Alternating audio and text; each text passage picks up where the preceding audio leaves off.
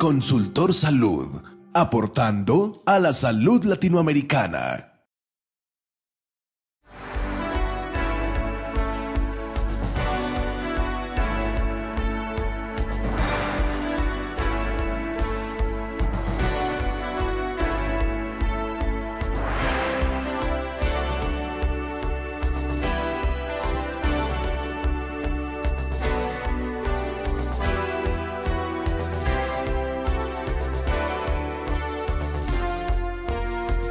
Quiero darle la bienvenida muy especial, es un honor de verdad para Consultor Salud, para todo el equipo de trabajo, para la compañía.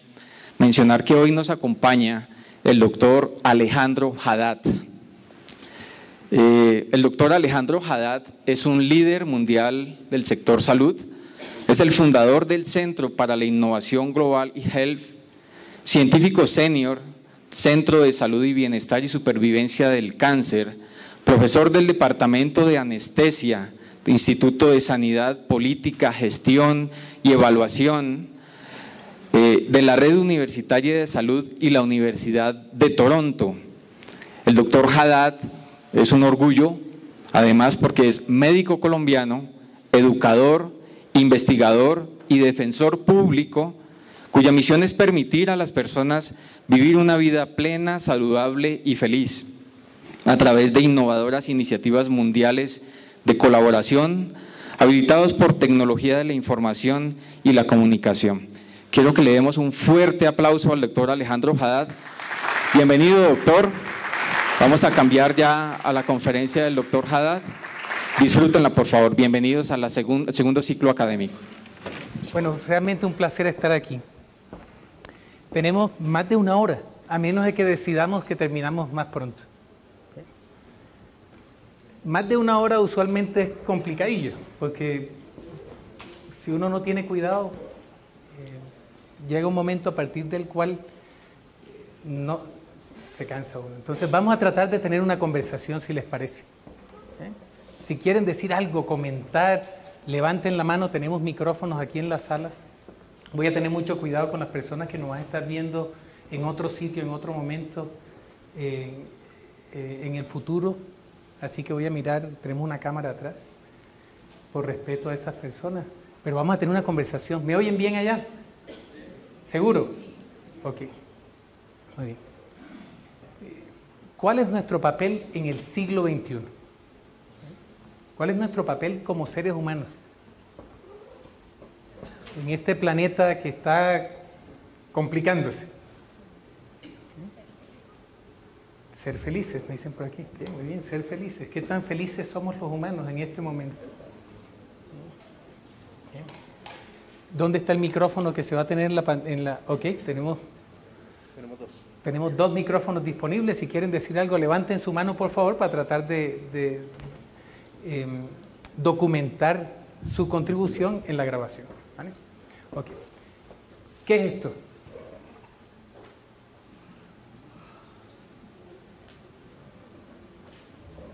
No sé si me pueden bajar la luz aquí un poquito, por favor.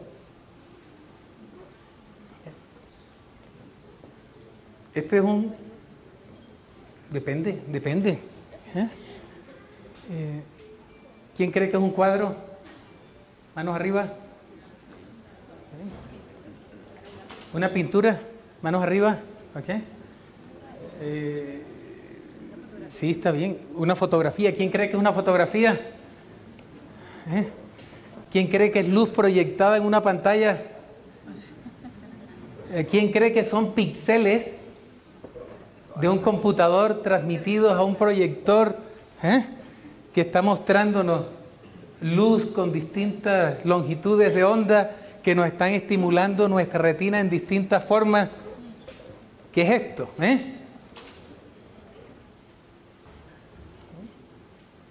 Entonces hay que tener mucho cuidado con nuestras percepciones y con las conclusiones que pensamos en muchos casos que son obvias. Esto es una pintura. ¿Quién dijo que es una pintura? Esto es luz proyectada sobre una pantalla.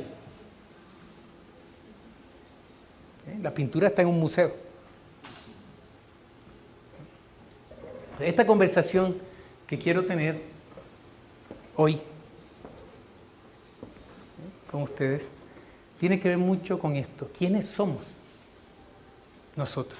Decimos, ¿cuál es nuestro papel en el siglo XXI? Asumimos que sabemos quiénes somos nosotros. Así como asumimos que eso era una pintura. Y escogí esta por una razón muy clara. Esta es una fotografía proyectada en una pantalla de una pintura que en 1897 hizo Gauguin. Gauguin era un pintor francés, trabajaba en la banca, tenía varios hijos y un día se aburrió y se largó y se fue para Tahití, abandonó a su familia. Porque este hombre quería encontrar una comunidad de humanos y de humanas que no tuviera los problemas de la sociedad civilizada de París. Se aburrió de Europa y se largó. Lo que encontró en Tahití fue una sociedad un poquito menos desarrollada, pero con los mismos problemas. El mayor aporte que le hizo Tahití fue sífilis, probablemente. Murió loco. Y varios años después de haber llegado, tuvo la noticia de que su hija, a la que más quería, se había muerto. Y entonces pintó este cuadro.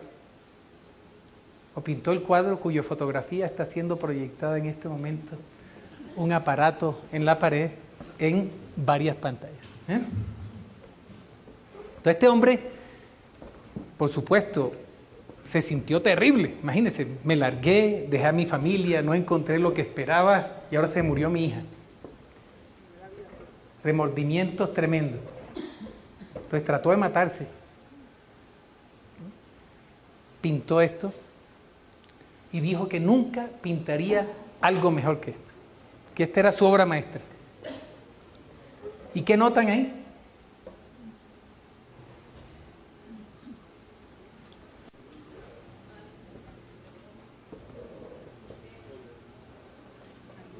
Soledad, angustia.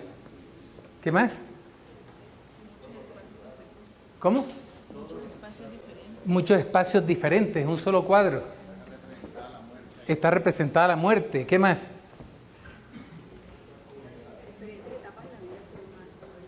Las etapas de la vida de un ser humano.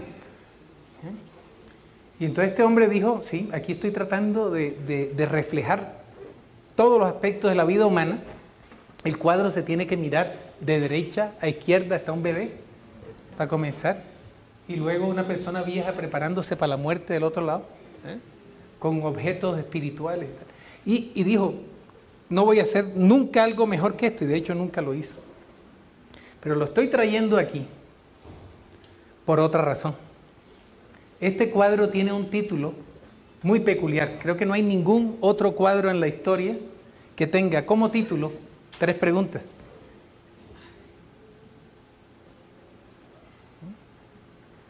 Y estas fueron las preguntas que Gauguin sintió con urgencia que debía responder en el periodo tal vez más difícil de su vida. ¿Quiénes somos? ¿De dónde venimos? ¿Y hacia dónde vamos? Entonces hoy, ¿cómo? Viejos, ¿eh? Exactamente. Entonces, quiero estructurar mi presentación de hoy, esta conversación que quiero tener entre nosotros y nosotras, en este sentido. 3 componentes. ¿De dónde venimos? ¿Quiénes somos y para dónde vamos? Otra cosa curiosa en el cuadro, no le puso signos de interrogación. Pero las frases en francés definitivamente son preguntas. Arrancamos. Una danza intelectual es lo que quiero tener aquí. ¿Okay? Vamos a bailar. Y el ritmo que le pongo depende de lo que sienta yo aquí. Puede ser bolerito para comenzar. No tengo problemas con bachata o con mapalé. Pero vamos a pasarla bien. ¿Te parece? Pero vamos a pensar juntos. O juntas. Tengo una dificultad tremenda en español, es que cada vez que me enfrento a una audiencia me doy cuenta de que somos muy machistas. Puede haber un hombre y 50 mujeres y usamos el género masculino. Entonces, en la mayoría de esta presentación voy a usar el género femenino. Hay más mujeres que hombres, entonces vamos a tener una conversación entre nosotras. ¿Ah? ¿Qué les parece? Vamos a ver cómo se oye si cambiamos el género. Que no es justo, ¿ves? Y el otro día estaba viendo un filósofo, decía, es que los hombres, hablando de los seres humanos, pues diga los seres o las seres humanos. ¿Ok? ¿Estamos listas? ¿De verdad estamos listas? Ok. ¿Cómo? Hasta allá no vamos, fíjate. Ajá. Ok, ahí es donde empiezan las cosas. Entonces, muy bien, ya esto se está poniendo, ya salimos del bolerito. Ajá. Ok, muy bien. ¿De dónde venimos? ¿De dónde venimos? Todavía no estamos de acuerdo como especie sobre dónde venimos. De un momento de pasión. ¿Y por qué no de violación? Fíjate, dice aquí. ¿Ah? O de tragos. O de inspiración. O de amor.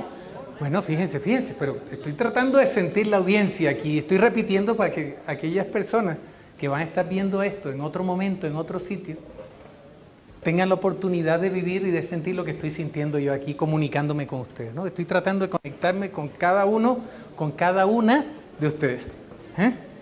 Vale. Si somos muy religiosos, entonces pensamos que fue inspiración divina, y que hace unos 6.000 años un ser supernatural nos creó de la nada.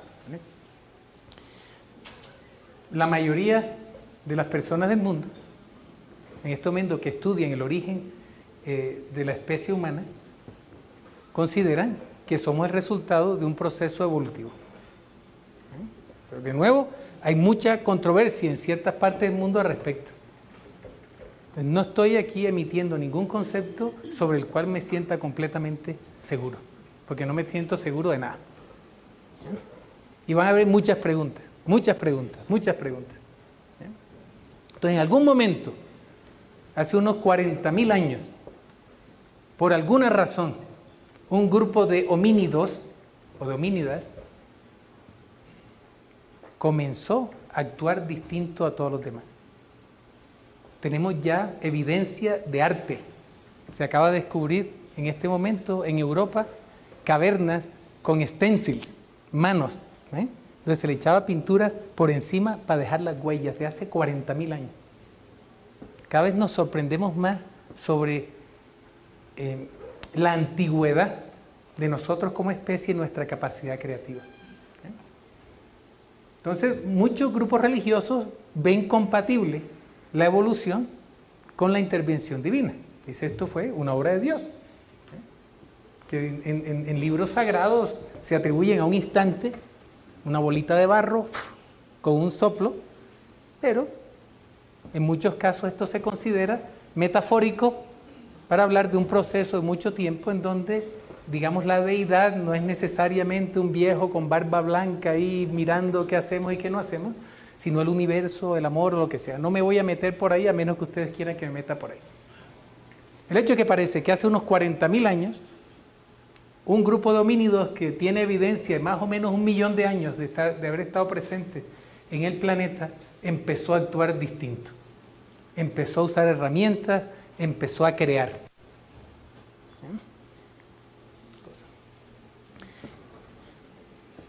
Y empezó a darse cuenta de que era mortal. Porque empezó a ver a otros morir. Y cuando empezó a ver a otros morir, concluyó que a él o a ella le tocaría morir también. Y somos tal vez, porque cada vez que decimos los humanos o las humanas que somos los únicos o las únicas que hacemos algo, investigación en animales muestra que no somos los únicos. En este momento pensamos que los seres humanos o las seres humanas somos las únicas criaturas conscientes de su muerte y capaces de negar su mortalidad. Esto es un doble juego. Al ver a otros morir decimos, como decimos en la costa, mierda, a mí me va a tocar algún día. Pero muy rápidamente bloqueamos ese pensamiento, porque no hay miedo más grande en el mundo que el miedo a la muerte. Aún las personas muy religiosas, en muchos casos le tienen mucho miedo a la muerte. Entonces somos una especie en continuo debate interno, en continua tensión. Sé que me voy a morir, pero actúo como si fuera inmortal. ¿Cuántos de nosotros estaríamos aquí si supiéramos que hoy fuera nuestro último día sobre la tierra? Y si nos los creyéramos de verdad. Manos arriba. ¿Cuántos de ustedes estarían aquí si hoy fuera el último día que tuviéramos para vivir? ¿Ninguno? Bueno, uno. ¿Ok? Carlos Felipe. ¿Vale?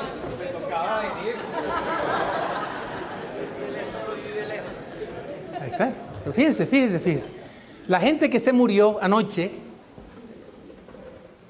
durmiendo, o que se murió en un accidente, o que se murió en un hospital, pensaba que iba a tener muchísimos más días. Y si le hubiera hecho la pregunta ayer por la mañana, se habrían reído igualito. Algunos de nosotros estará muerto para este momento mañana. Y nos pasamos el último día en un sitio donde no queríamos estar. O que habríamos preferido estar en otro. ¿Por qué? Porque tenemos la capacidad de ser conscientes de nuestra mortalidad y al mismo tiempo negarla.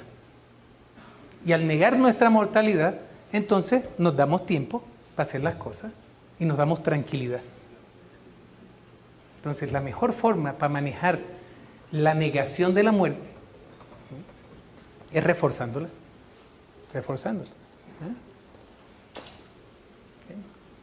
Pero somos tal vez, la única especie que reconoce su mortalidad y que es capaz de negarla. Y al parecer, esa doble función, sé que me voy a morir, pero no me voy a morir, nos ha permitido crear cosas, nos ha permitido reproducirnos. Imagínense, me voy a morir, ¿por qué voy a tener niños que se van a morir o niñas que se van a morir? ¿Para qué le voy a dedicar 20 años de mi vida a esta misión? No tiene sentido, si me voy a morir y todos los de mi especie se van a morir. Todos los seres humanos, o todas las seres humanas, nos vamos a morir tarde o temprano. Y va a ser en 5 días, en 5 años, en 50 años, en 500 años, en 5000 años. En 1.000.000 de años, ni Mozart será recordado. Pero no. No podemos pensar en eso. Vamos a dedicarle estas 8 horas de hoy a este trabajo, a esta jefa o a este jefe que no me gusta, a montarme en un carro no sé cuántas horas, porque por alguna razón se justifica. ¿Vale?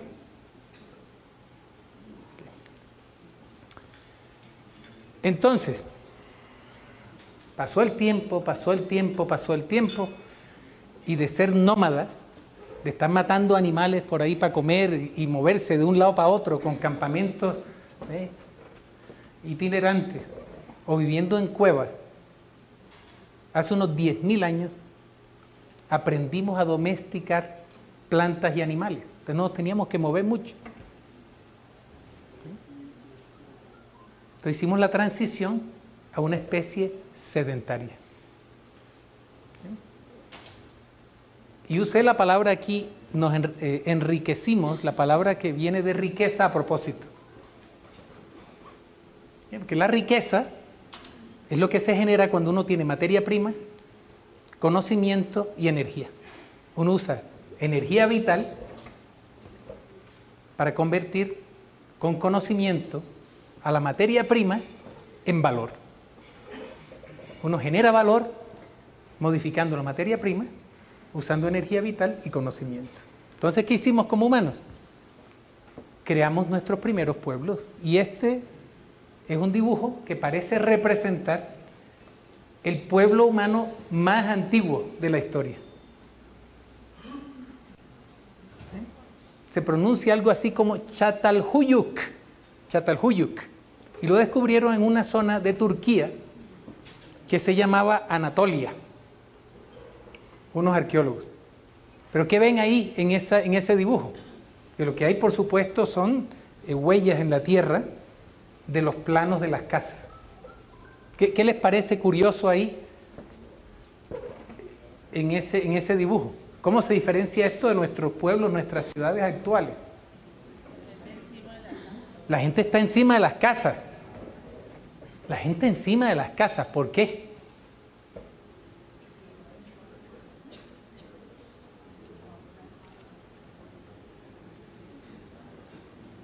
Porque no tiene calles. Este es un asentamiento tan viejo que no había el concepto de calle. Recuerden, éramos nómadas, estamos caminando por ahí, por las llanuras y por las montañas. No había concepto de calle, había concepto de cueva. Entonces son cuevas, una pegada con la otra, a la que había que ponerle techo. ¿Por qué? Porque está abierto, ¿no? La cueva cuando está la puerta o la entrada es vertical, pues no se moja, pero si la cueva está para arriba, hay que ponerle algo encima. Entonces, este es un asentamiento humano, un pueblo sin calles, con casas sin puertas. Pero nosotros los humanos o las humanas no podemos evitar la tentación de comunicarnos y convivir. Entonces el punto de encuentro parece que era el techo. Y aquí se han encontrado esqueletos. La gente enterraba a sus muertos dentro de las casas debajo del piso. Entonces nos enriquecimos. Pudimos domesticar las plantas, pudimos domesticar los animales, y esto nos permitió generar más conocimiento juntos y pasarlo más seguramente de una generación a la otra. Y hacernos cada vez más ricos o cada vez más ricas.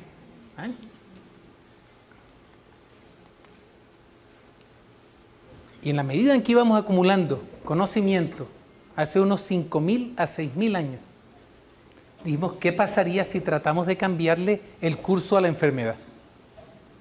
Porque era obvio, ahora que ya no nos comían los animales, porque antes a los enfermos lo más probable es que se lo comieran. Animales más fuertes que nosotros, porque no podíamos cargar a las personas viejas o a las personas enfermas. Ahora las personas no tenían que estar a la intemperie, vulnerables. Ya estaban dentro de estas comunidades y empezaron a aparecer personas que decían, yo voy a tratar de hacer algo al respecto. Y aquí apareció la primera red inalámbrica del mundo. Los rezos. Claro. Una red inalámbrica. Entonces había estas personas, se llaman los sacerdotes o las sacerdotisas, que tenían una doble función. Se podían comunicar con los dioses o con las diosas y tenían la capacidad de actuar como canales de sanación. Al principio los o las profesionales de salud eran al mismo tiempo seres muy espirituales. Esto tiene implicaciones muy serias, porque en el siglo XIV, nos tomó hasta el siglo XIV separar la medicina de la farmacia. Porque estos sacerdotes o esas sacerdotisas se volvieron yerbateros y yerbateras también. Y fue en el siglo XIV cuando se separó la farmacia de la medicina. Y un poquito antes, la religión, en casi todas las culturas, de la práctica de la sanación. Entonces aparecen los fenicios, más o menos 3.800 años para atrás. Y este fue un grupo de personas que dominaron el Mediterráneo 1000 años, sin ejército. Sin ejército, que se inventaron la quilla y con la quilla podían maniobrar sus botes. Algunos creen que vinieron a América antes que cualquier otro grupo. Inventaron el alfabeto sin vocales. Esto es importantísimo. ¿Por qué? Porque ya no había que dibujar una vaca. Ya podía decir vaca, que no tenían vocales. Y con números, 2 vacas. ¿Ya? Entonces un papelito yo decía, tú me debes 2 vacas. Y yo le debo 3 caballos al otro. Entonces te paso la deuda de las vacas al de los caballos. y se inventaron el dinero. Los comerciantes más grandes del mundo. Parece que los chinos habían inventado el dinero también, al mismo tiempo. Entonces, ¿qué pasa? El dinero y el alfabeto actuaron como los dos sistemas simbólicos más importantes de la especie. Porque ahora ya con herramientas muy pequeñitas podía manejar volúmenes muy grandes de productos. Hace 3.800 años más o menos. Desafortunadamente, el símbolo de riqueza, el dinero, se comenzó a convertir en más importante que la fuente de riqueza real. Y todavía estamos pagando el precio de eso.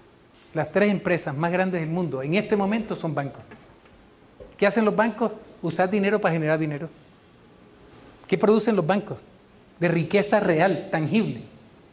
Imagínense tener un almacén de pulgadas o de metros, porque eso representa longitud.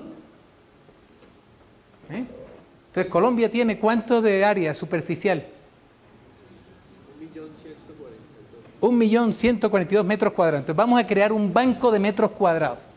Y en Colombia tenemos 1.142.000 metros cuadrados. Vamos a crear una cuenta de metros cuadrados. Pero eso es lo que hemos hecho con el dinero. Tenemos cuentas de dinero y multiplicamos el dinero y asumimos que el dinero es lo mismo que la riqueza. Entonces decimos, Colombia, un país pobre. ¿Por qué? Porque tenemos menos dinero que otros.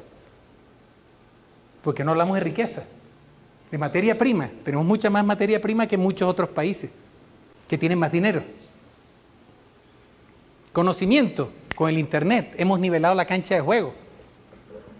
No somos más pobres que otros países en términos de conocimiento y energía. Yo me les quito el sombrero. Yo 20 y pico de años por fuera y hacer cosas aquí es mucho más complicado que hacerlas donde yo vivo en Canadá. Energía de sobra. Entonces, ¿por qué diablos nos consideramos pobres? Porque no tenemos dinero. Es decir, bueno, que entonces este país es más pobre, que tenemos menos metros cuadrados que Australia.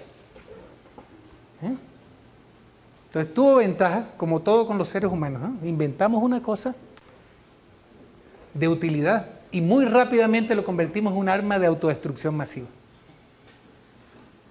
Y el dinero en este momento es uno de los problemas más importantes. La mayoría de la gente está estresada por dinero. No, que tu trabajo va a desaparecer. ¿Por qué? Porque no hay dinero, no hay plata. Como decirle a un carpintero, usted no puede hacer esta mesa porque no hay pulgadas. Muy bien. ¿Cómo vamos? ¿Cómo va la cosa? Estamos calentando motor. Recuerde que voy al paso, volvimos un poquito más al bolero y está bien. ¿Está haciendo esto de utilidad? Interesante, de verdad. Ok. Sugerencias de cómo debo cambiar lo que estoy haciendo aquí.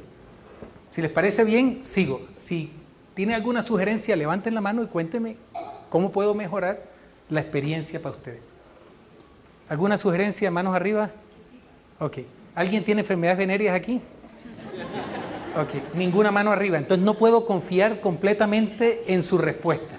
¿Ok? Porque por lo menos 30% de las personas aquí tienen una enfermedad venérea. Probablemente clamidia. ¿Ok? O herpes. Entonces, voy a tomarle su palabra como confiable. Ya lo saqué del bolerito otra vez. A propósito. Ok, muy bien. Esto es muy importante porque a nosotros no nos cuentan estas cosas. ¿De dónde venimos? No tenemos ni idea de dónde venimos. Y no reflexionamos sobre nuestro bagaje cultural, histórico, antropológico, sociológico, que no hemos cambiado mucho. En el siglo XVI, los europeos pensaron que la fuente de la eterna juventud estaba en el continente americano. Ponce de León fue mandado por la corona española a buscar la fuente de la eterna juventud. Lo que encontró fue algo que llamó Florida. Fíjate. Okay, muy bien. Pero hemos estado buscando siempre herramientas que nos permitan vencer la muerte. Siempre. Ahora lo llamamos medicina o religión. Pero siempre hemos estado muy, muy atemorizados de dejar de existir, al mismo tiempo negándolo. Traten de imaginarse muertos o muertas. Traten de imaginarse. Hagamos el ejercicio. Cierren los ojos un momentico y digan, voy a imaginarme muerto o muerta. Para los que hayan decidido cerrar los ojos y pensarlo, la mayoría de ustedes no lo está haciendo. No tarda más de 15 segundos. Uno encuentra una barrera ahí de alguna forma que le impide a uno visualizarse muerto o muerta. Entonces, ¿qué pasó? Empezamos a desarrollar fórmulas matemáticas y hacer experimentos en el siglo XVII y llegó una época que se llama la Ilustración. Galileo, Newton, Boyle, toda esta gente empezaron a analizar matemáticamente lo que pasa en el mundo y dijeron, ay, podemos predecir el futuro. Si un objeto tiene una superficie con una pendiente de no sé qué y se suelta, yo puedo determinar la velocidad y en qué momento va a caer y no sé qué. Y se repite, y se repite, y se repite, y se repite. El método científico. Inventamos el método científico, empezamos a cuantificar las cosas y empezamos a utilizar matemáticas para tratar de controlar la naturaleza. Y empezó la tensión con la religión. Porque en la Ilustración los humanos nos empezamos a sentir muy poderosos. Entonces, ¿qué? La Tierra, el centro del universo. ¿Quién dijo? La Tierra da vuelta alrededor del Sol. Mierda. Galileo casi lo fríen.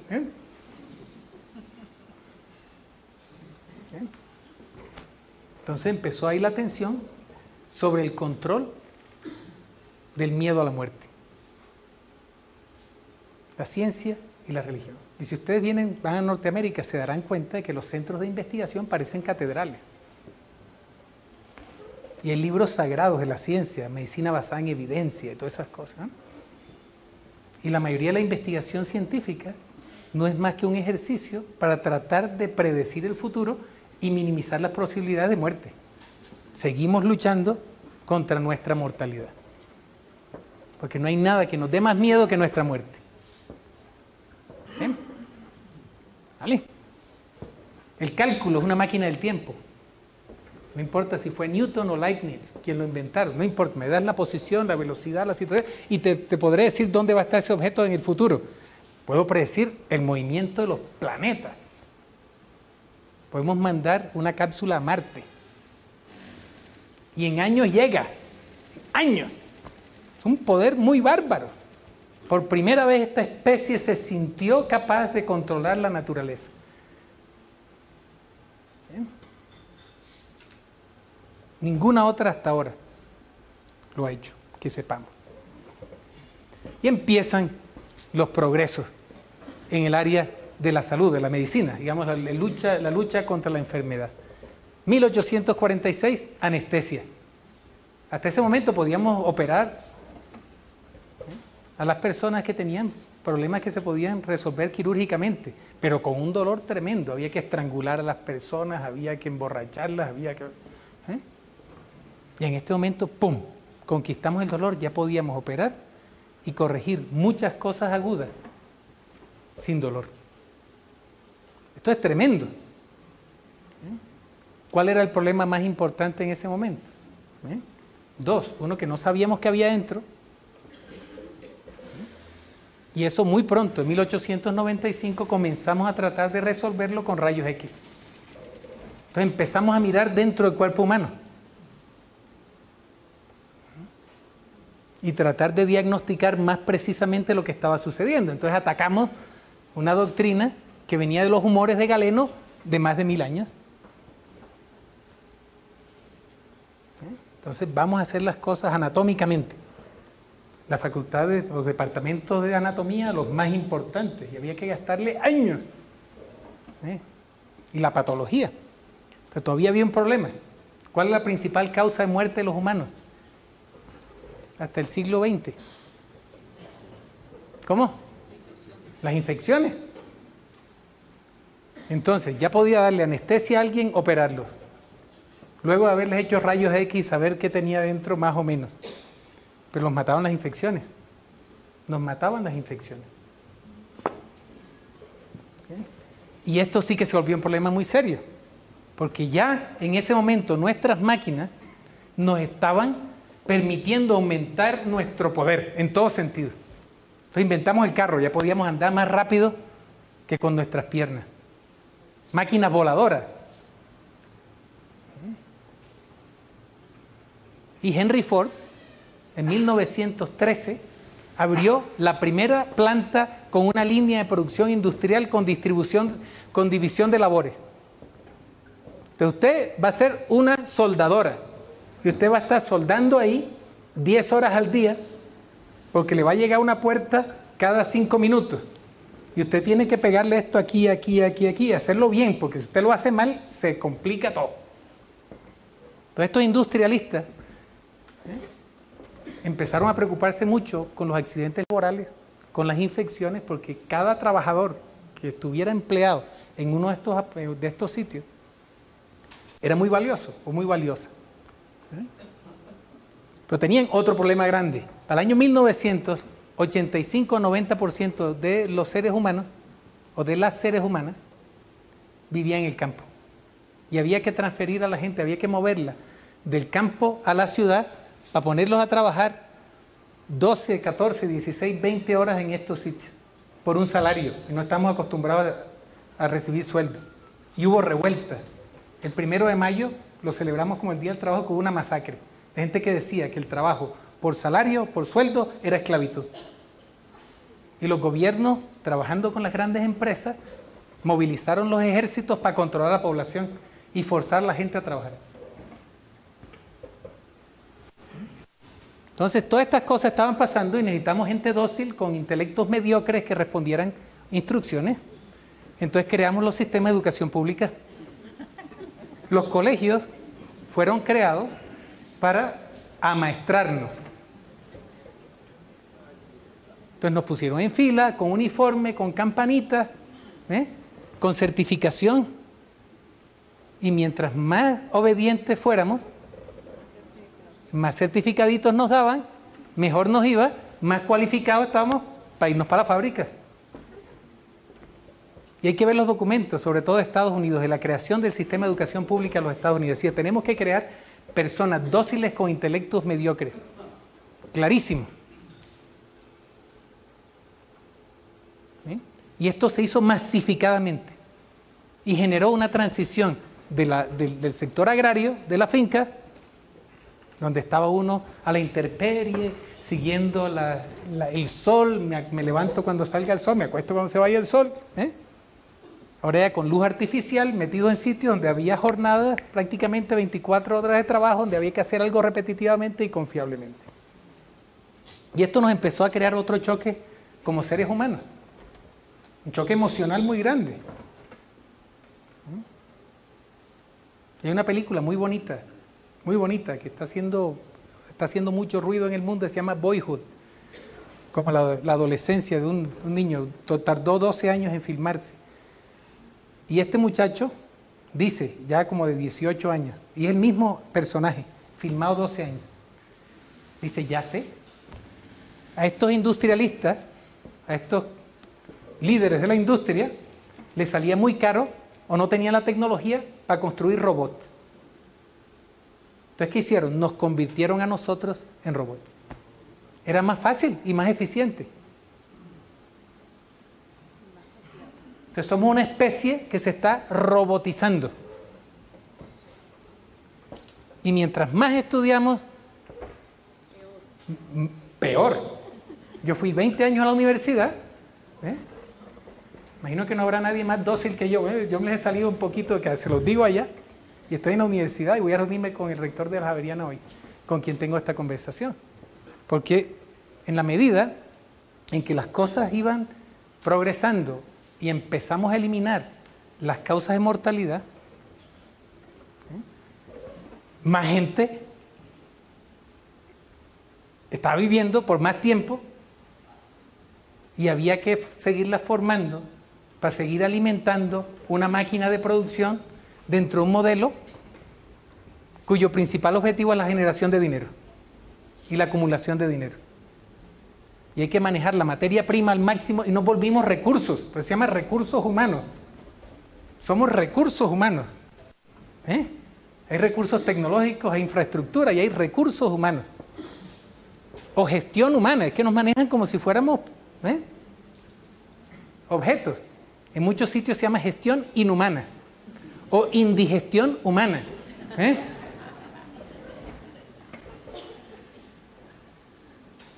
Y nosotros, en el sector de la salud, hemos contribuido muchísimo a esto, porque por accidente descubrimos los antibióticos. Entonces nos volvimos dioses. Mi abuelo era un dios.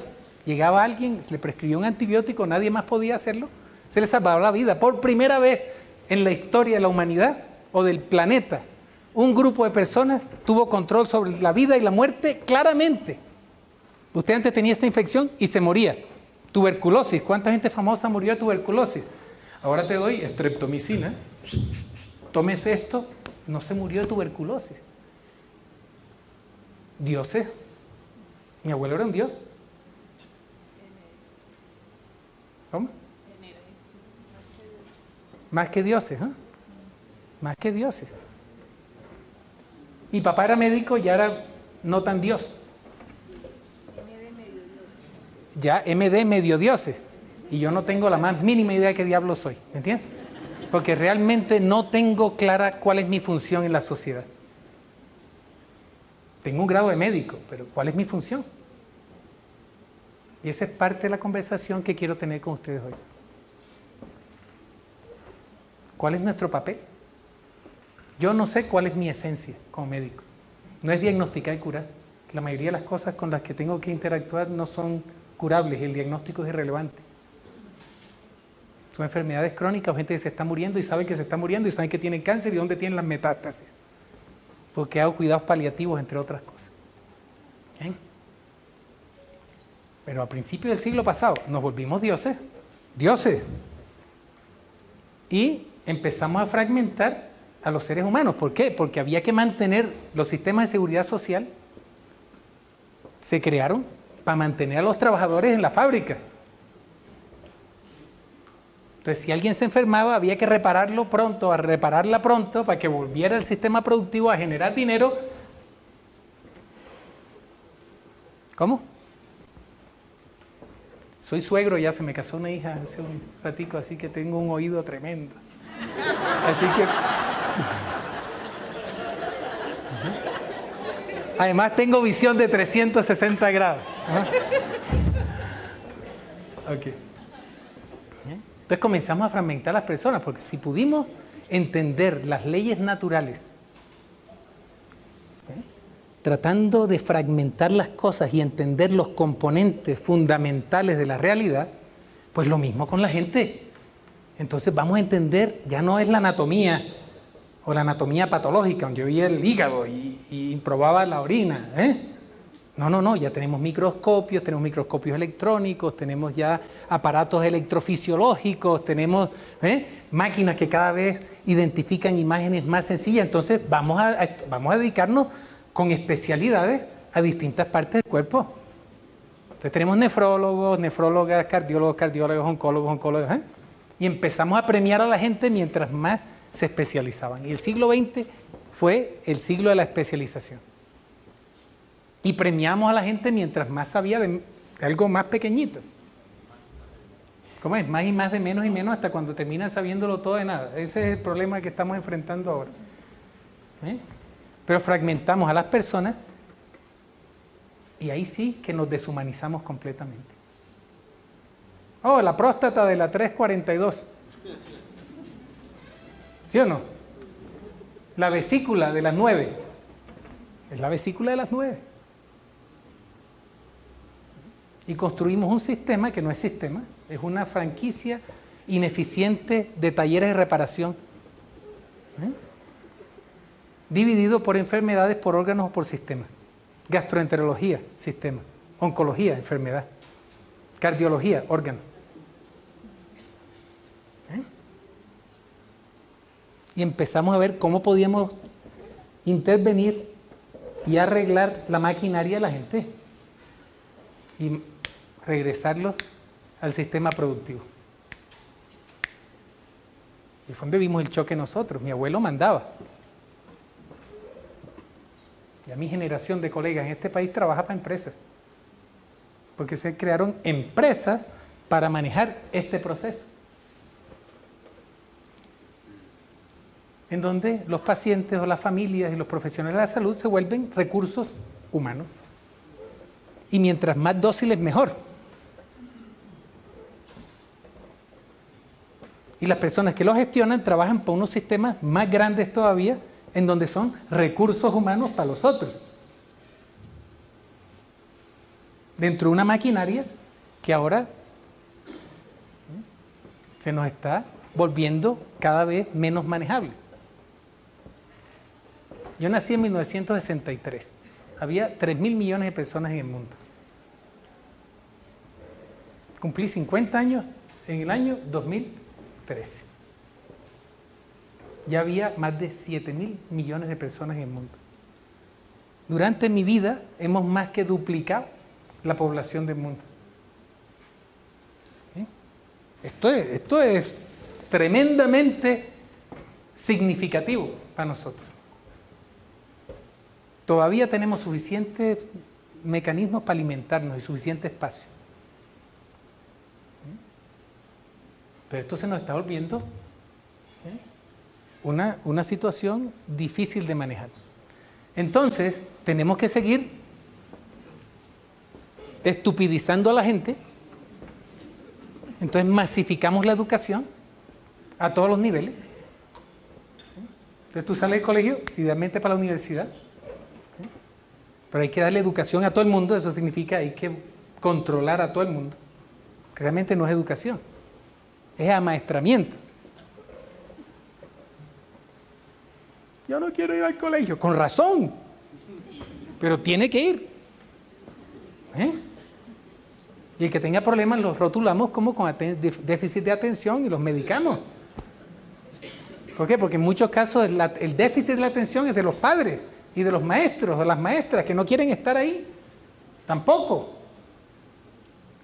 Y entonces, ¿qué? A medicar a los niños o a las niñas. ¡Pah! Vamos a doparlos y a doparlas. Que se quiera despertar hay que doparlo. Y el que joda mucho, para la cárcel. O es un problema para la familia. Entonces la culpabilidad y todas esas cosas. ¿Bien? Entonces, industrializamos el proceso educativo también. Entonces, ¿qué tenemos? ¡Pum, pum! Certificación, currículos. Pensum, la cosa. Tiene que hacer esto y aprender esto aquí, aquí, allá, allá, y al final le pongo un sello. ¿Y para qué? Si ya no tenemos muchas fábricas. Y en Canadá, por ejemplo, Estados Unidos, la mayoría de la economía no es industrial. Porque la manufactura se ha ido para China y para el sureste asiático, que es más barato. La plata, el dinero no es leal. Entonces ya en Norteamérica y Europa está clarísimo que nos engañaron. Nos usaban cuando no había mejor opción. Ahora hay una mejor opción, desechado. Entonces, más del 50% de los jóvenes españoles desempleados o desempleadas. ¿Y qué van a hacer? Y yo estudié, me sacrifiqué, fui dócil, obedecí, tengo mi certificación. Por favor, denme. En Colombia la mayoría de los jóvenes en este momento están desempleados o desempleadas o subempleados o subempleadas. Y los números están aumentando. Y los esfuerzos de la familia. ¿Y esto es salud o no es salud? De lo que estoy hablando. ¿Ah? Salud mental y salud social. Pero esto es un problema gordo. ¿Ustedes creen que los asuntos de la IPS, las EPS, y eso es serio? Comparado con esto. Y esto es algo que requiere un esfuerzo colectivo. Entonces, si nos fragmentan las cosas con las tensiones generadas por la reforma o no reforma del sistema de salud, de lo cual evitaré hablar a toda costa. Esto es gordo y es un desafío de... especie. No es de Colombia, no es de Venezuela, no es de los Estados Unidos. Estamos industrializados. Somos objetos amaestrados para cumplir la función de robots. Porque los robots no han sido suficientemente sofisticados, son demasiado costosos para que las personas que manejan el sistema productivo nos reemplacen. Entonces lo que nos queda por hacer es lo que los robots no pueden hacer todavía. Y si una máquina puede hacerlo, olvídense que va a haber lealtad. Y apenas entran en la década esta de los 50, notarán mucha gente despedida, porque ya empezamos a costar más. Y hay una población 2 veces mayor detrás de nosotros dispuesta a hacer nuestro trabajo por menos.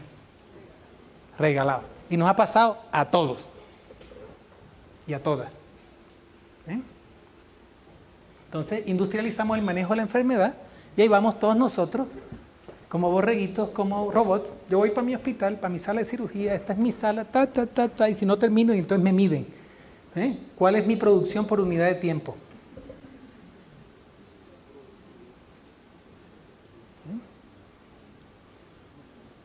Y a ver quién ofrece por menos, quién da más. Estamos cogidos en un sistema que ya no tiene sentido y que nos está haciendo daño.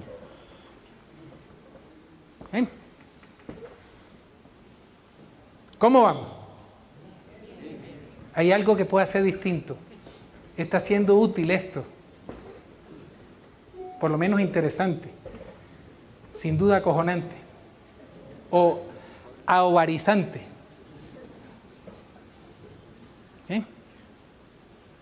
En esto. Entonces, ¿quiénes somos?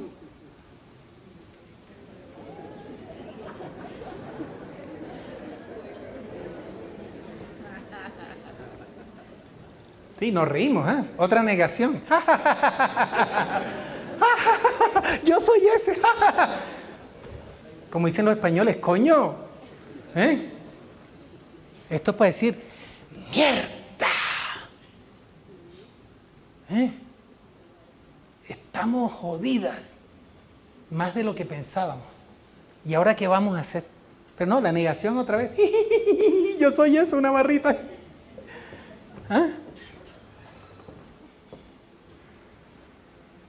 Porque nos da miedo. Nuestra forma más efectiva para luchar contra el miedo es la negación. O la formación reactiva. Entonces me río cuando debería estar llorando. Aquí deberíamos estar llorando todos. Toda mi vida dedicada a esa vaina, a nadie le importa quién soy yo, dónde estoy y qué hago. Y a mí tampoco me importa quiénes son los demás. Eso es lo más terrible. Anoche estábamos tomando una bebida. ¿Quién estaba ahí? Hannah. ¿Cuál es tu nombre? Y me miró como si fuera un extraterrestre. A esta joven que estaba haciéndonos la noche muy agradable, ofreciéndonos bebidas, comidas y tal, pero no. Caballero, detesto cuando me dicen eso. Me llamo Alejandro. ¿Cómo te llamas tú? Hannah. Hannah, mucho gusto. Soy Alejandro. Y viene y me dice caballero y le digo que no soy caballero, que soy Alejandro. Y a veces me toca 3, 4, 5 veces decirle, me llamo Alejandro, Hannah. Mira que te estoy llamando por tu nombre. Y de pronto hacen así, dicen, cierto, me he humanizado. Soy una persona. No soy un ente servidor, trayéndole cosas a un ente consumidor, sin identidad. Entonces, por favor, cuando salgan de aquí, cuando alguien les sirva, por favor, pregúntele su nombre y preséntense. Yo soy Alejandro, Alex, Alejo. ¿Quién eres tú? Cuéntame algo de tu vida. ¿Cuándo fue la última vez que hicimos eso? ¿Cuándo fue la última vez que alguien hizo eso con nosotros en nuestro trabajo? ¿Cómo está? ¿Qué siente? No, yo necesito esto y no importa quién esté ahí, si no, le he hecho un madrazo. Debería ser un padrazo.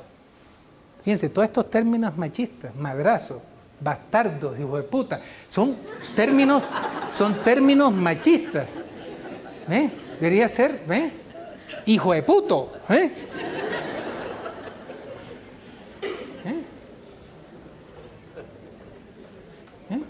Excúsame, Carlos Felipe, esto está grabado. Eso lo pueden editar. ¿Ah?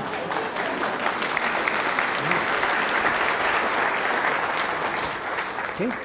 Entonces, ¿quiénes somos? ¿Quiénes somos? ¿Quiénes somos? ¿Quiénes somos? ¿Quiénes somos? ¿Quiénes somos? ¿Quiénes somos? Porque si no pensamos, reflexionamos sobre quiénes somos, ¿cómo diablos vamos a tener una idea de para dónde debemos ir?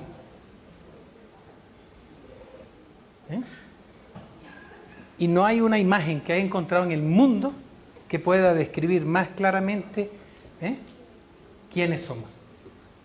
Esto. Necesito enfermeras. ¿Cuántas? Médicos o médicas. ¿Cuántos? Auxiliares, choferes. ¿Cuántos? Y la nómina. Reemplazables. Porque los robots no lo pueden hacer todavía. Mi mujer, Marta García, más de 30 años aguantándome. Nos ennoviamos el 12 de marzo de 1981, la pobre mujer no se ha podido deshacer de mí. Yo dije, si te consigues un novio me voy con ustedes y se lo cuento. Me pongo tapones, duermo en un sofá afuera, pero ahí, al lado tuyo voy a estar. Con Marta García, estamos reflexionando mucho sobre esto. Qué vaina tan complicada. Esta obsesión con el dinero nos está llevando a un desenlace absolutamente esperado. Si el nombre de juego es la acumulación de dinero, pues no hay que sorprenderse con el hecho de que estamos enfrentando las brechas más grandes en la historia de la humanidad entre los que tienen mucho y los que tienen poquito. Y estas eran cifras de principios del 2014. Me dicen que en este momento, para los que van a ver esto en otro tiempo, en otro momento, en otro... que ya son 60 y tantas personas. Las 60 y tantas personas más ricas del mundo tienen más dinero acumulado que 3.500 millones, la mitad de la humanidad. Y eran 85 finales del año pasado, principios de este. Y nosotros ahí, trabajando, y nos ofrece una tarjeta de crédito y otra, y se va hasta el límite, y todos nos vendieron la idea que teníamos que tener casa y carro, que lo que nos hace feliz es todo lo que tenga el verbo tener al lado. Entonces, tener carrera, tener casa, tener carro, tener reconocimiento, tener, lo último en moda, tener, y no nos dimos cuenta, estamos cayendo en un jueguito en donde somos consumidores, consumidoras, de productos en general que no tienen valor intrínseco, pero que tienen que venderse para poderle generar ganancias a estos. Y estamos cogidos entre gobiernos que apoyan a las corporaciones y un sistema financiero, son los tres. Y por lo menos llevamos 500 años en esto. Que lo que consideramos renacimiento, que fue una época del... No, fue ningún renacimiento. El pre-renacimiento fue mejor. La estatura de los humanos era más alta, a finales de lo que llamamos la Edad Media. No había hambre y tal. Entonces empezamos a controlar el dinero, las coronas europeas. Había muchísimas monedas. Entonces dijeron los reyes y las reinas, una sola moneda. Entonces se creó el sistema financiero. Y como había un nuevo mundo en el continente americano, había que controlar a estos nuevos ricos, nuevos ricos eran hombres. Y solamente podían comerciar con el dinero de la corona. Y se les daban concesiones como franquicias. Usted maneja el oro, usted maneja el algodón, el azúcar, no sé qué. 500 años llevamos en esto. Y en este momento estamos enfrentando las brechas más grandes. Hasta el punto que el Foro Económico Mundial, donde se reúnen todos estos, declararon la inequidad de ingresos el segundo problema más importante de la humanidad, después del terrorismo, que tiene mucho que ver con esto. Y la violencia. Hay un libro que está haciendo bulla en el mundo, se llama El Capital en el siglo XXI, un profesor economista francés, y analizó más de 200 años de datos. Dice que estos riquitos que estamos viendo nosotros son una anomalía, que vamos a volver a tiempos previctorianos, donde los que son dueños de la infraestructura mandan. Y que lo que se llama el sueño americano es una pesadilla. Entonces, ¿esto es salud o no es salud? Esto es salud. De alguna forma tiene que ver con la salud. Yo jamás esperé ver esto, que la depresión fuera la principal causa de discapacidad en el mundo. La depresión. La principal causa de muerte, por lo menos en Norteamérica, de jóvenes entre los 20 y los 45 años, es el suicidio.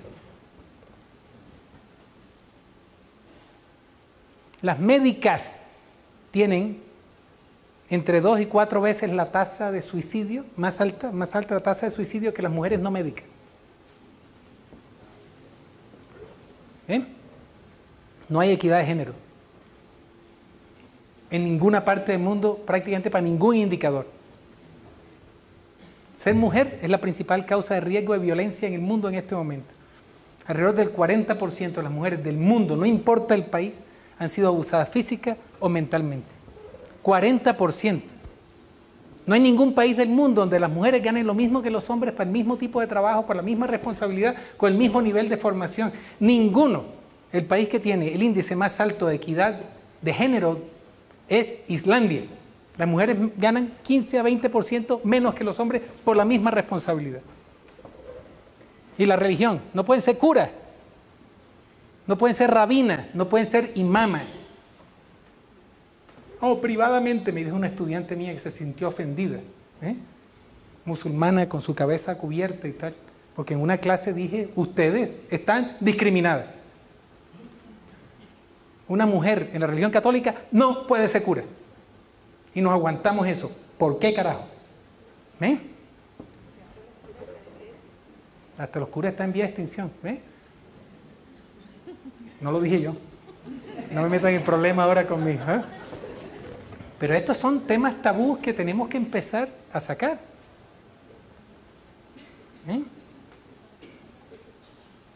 Hay que hablar de estos temas difíciles. Porque son, afortunada o desafortunadamente, los que nos tocaron. Si no, somos parte del problema. Pero esto, nos estamos volviendo una especie infeliz. La mayoría de la gente detesta su sitio de trabajo. Lo detestan. ¡Puto! ¡Es lunes!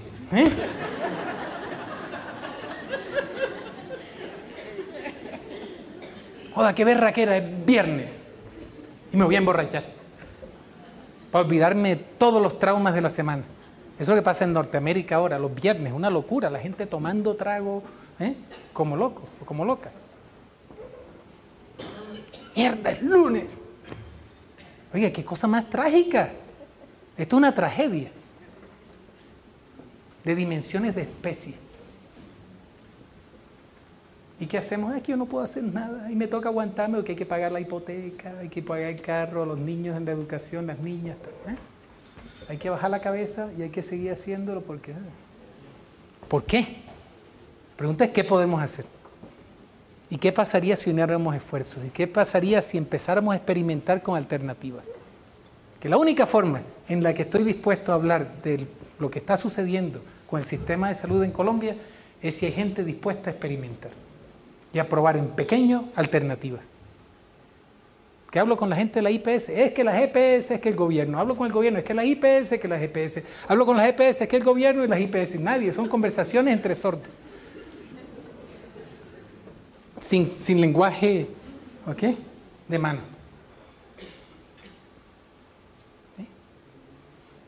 ¿Cómo vamos? Ok. Carlos Felipe, ¿cómo vamos? Ok, me alegra mucho. Ok, necesitamos hacerle un poquito de respiro, 30 segundos. Hablen con alguien al lado, preséntense. Oye, ¿cómo estás? ¿Qué algo interesante esta semana en tu vida?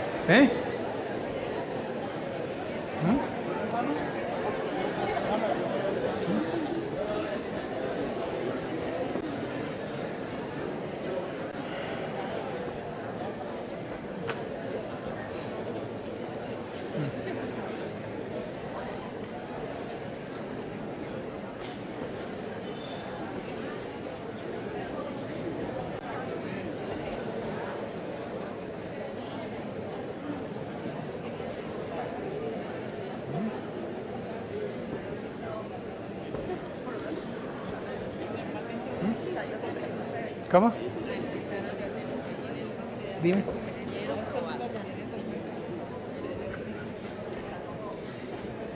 Ok. ¿Estamos listas? ¿Estamos listas? Ok, listas.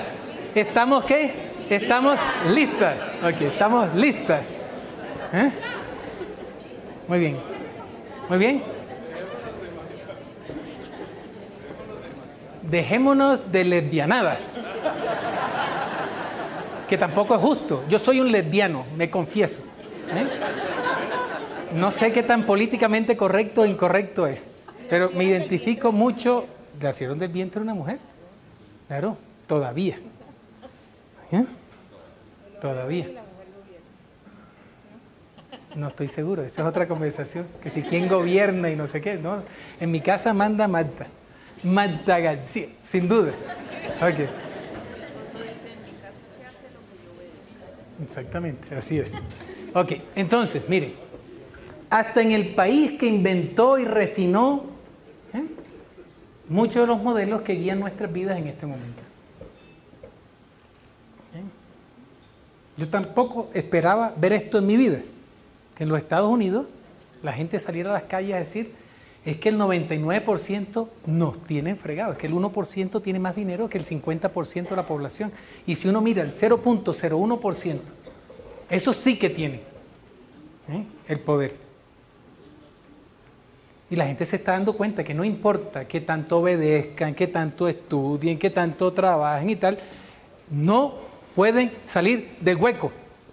Y este que fue el país tal vez con el mayor número de emprendedores y emprendedoras del mundo hace 100 años, ahora que le dicen al presidente, todavía no la presidenta, esperemos que tenga una mujer pronto. Jobs, jobs, jobs, necesitamos empleo. Miren ustedes lo que hemos hecho. Empleo, empleo, empleo, empleo. Porque no importa, mientras más estudiamos, menos capaces somos de sobrevivir solos. Nos toca ser empleados. Y traten de crear un negocio. ¿Ok? Para que vean ustedes que todo ese cuentecito de la innovación, el emprendimiento y tal, es pura y absoluta mierda. Todo está diseñado para hacérselo a uno difícil. ¿Y cómo se va a salir usted de la rayita? Usted no puede dibujar por fuera la rayita. Entonces salga, no tiene vida, ¿no? Y ahí le toca a uno bajar el moco.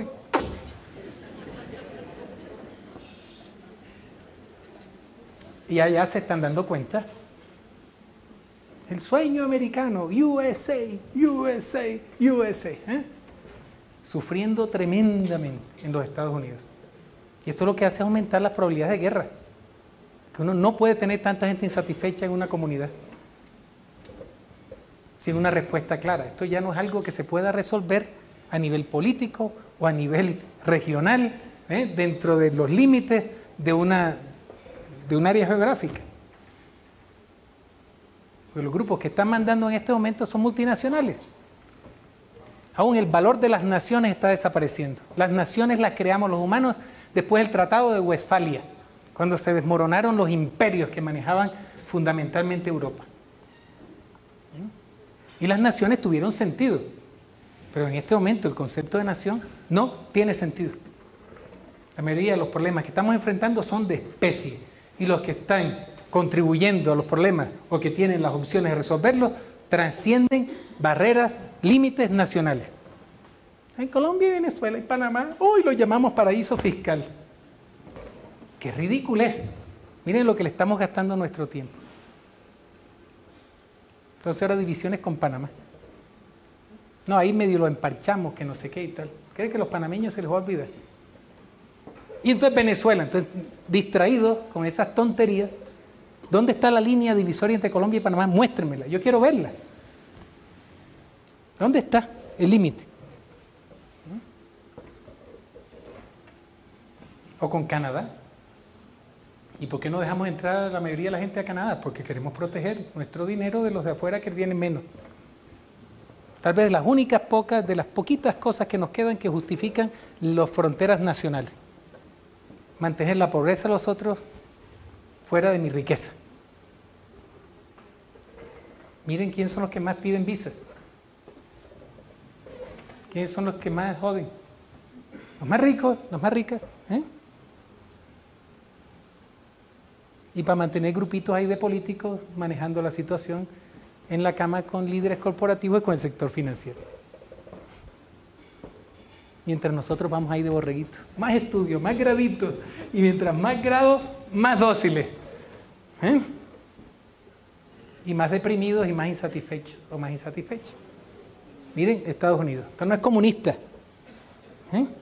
Yo no estoy hablando de comunismo, estoy hablando de que necesitamos modelos distintos de vida, porque lo que estamos experimentando no es una vida plena. ¿Eh? Y no podemos dejar de vivir de 9 a 5, de 8 a 6 o lo que sea. Y mira lo que están diciendo los jóvenes españoles. Estos son los indignados y las indignadas. Si no nos dejan soñar, no los dejaremos dormir. ¿Eh? Esto no es Cuba, esto no es... Esto es España, que hace menos de una década, boyante. Estados Unidos, el 99%. Esto no es un país comunista, o sí, los gringos se volvieron comunistas ahora, ¿no? Y nosotros aquí que, la IPS, la EPS, Panamá, Venezuela, y se nos viene este tsunami. ¡Fua!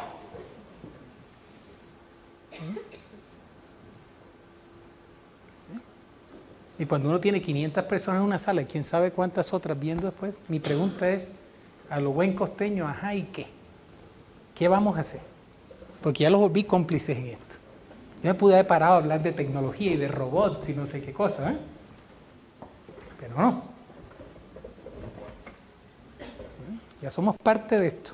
Están infectados o infectadas. Entonces, reflexionemos un poco hacia dónde vamos. Y todavía en forma un poquito más profunda, hacia dónde deberíamos ir.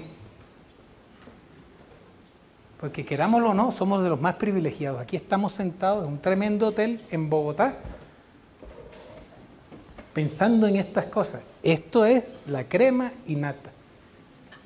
Por lo menos de este nivel.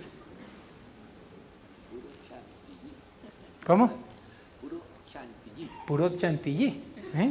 No hay mucha gente en este país que se pueda dar el lujo de estar 2 días sentados pensando, conociendo, hablando, ¿eh? Haciendo tratos con otros. Entonces, ¿hacia dónde vamos? Egipto, ¿quién se imaginó esto? Era una dictadura tremenda. La gente en la plaza quejándose de la primavera árabe y tal. Por todos lados. Pero ¿qué alternativas tenemos? Imagínense que a los indignados, a las indignadas españoles, mañana les damos el poder. Ok, tengan, ahí está. Manejen España. ¿Qué van a hacer? O a los que ocuparon el parque ese en Estados Unidos. Ok. Mañana ustedes manejan el Capitolio de todos los Estados Unidos. ¿Qué van a hacer? ¿Qué alternativa tenemos? El comunismo falló, el capitalismo falló. ¿Y ahora qué vamos a hacer? ¿Y quién está pensando en esto? Entonces, mi otra invitación es dejar de quejarnos tanto y pensar más. Que si algo todavía tenemos es un residuo ahí de capacidad pensante.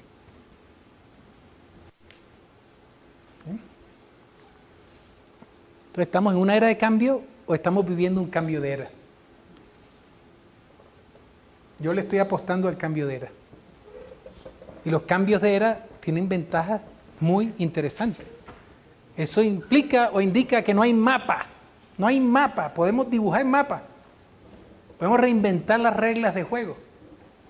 Porque el sistema económico nos está empobreciendo, nuestro sistema educativo nos está embruteciendo. Nuestro sistema político nos está oprimiendo. Nuestro sistema alimenticio nos está envenenando. América Latina, 3 veces más personas mueren como consecuencia de la obesidad que de hambre. Tampoco esperé ver eso en mi vida.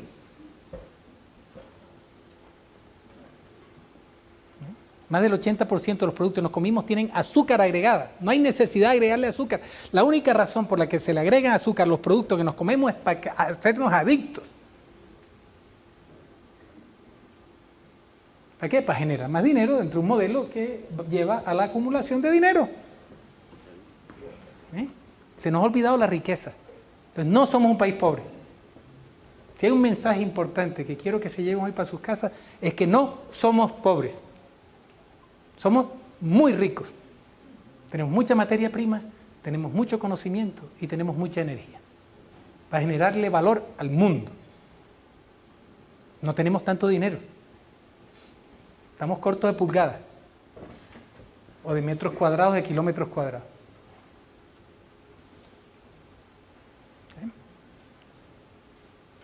Entonces sí estamos entrando a un cambio de era. ¿Cuáles son las posibilidades? Entonces, cuando uno se mete a un terreno sin mapa, uno tiene que imaginarse escenarios, usar nuestra imaginación, nuestra realidad virtual y decir, ok, ¿cuáles son las posibilidades? Usualmente hay extremos.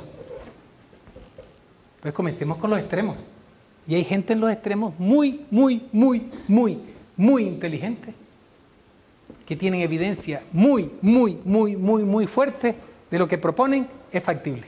Por un lado están los apocalípticos a las apocalípticas. Estoy usando esta robita ahora para empezar a atacar un poco la inequidad de género lingüístico. Y de verdad los invito a hacer algo por el estilo si no lo hacen. Y por otro lado están los o las transhumanistas. Esos son los dos extremos. Y somos la única especie que ha tenido la oportunidad de mirar estos dos extremos como algo factible. Y somos la única generación para los cuales estos dos extremos son posibles en menos de 100 años. Entonces, ¿qué dicen las apocalípticas? Que lo que llamamos progreso, buenas, ¿qué? Tardes, días, mañanas, bienvenidos, bienvenidos. Alejandro, mucho gusto. Eso. Ah, estaban atrás, muy bien, muy bien. Bienvenidos. Que lo que llamamos progreso es un callejón sin salida, es una trampa sin salida. Y que nuestros hijos, nuestras hijas no van a ver a sus nietos o a sus nietas. Que nosotros, los humanos o las humanas, no vamos a ver el final del siglo XXI. Que nuestro papel en el siglo XXI es volvernos fósiles.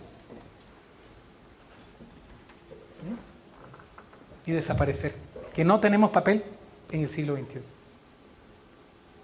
Y la evidencia está acumulando. Cambio climático, el calentamiento global. 2014, el año más caliente de la historia. Y eso no se va a corregir reduciendo las emisiones. Vengo a una reunión en California donde me contaron que si paramos de consumir petróleo en este momento, en todo el mundo, tardaríamos 300 años en revertir los efectos. Todo parece indicar que a la Tierra hay que dejarla quietecita y cultivarla en una forma similar a como la hacíamos en Çatalhöyük hace 10.000 años. Y que la Tierra solita se encarga de absorber el CO2 y de producir lo que necesitamos.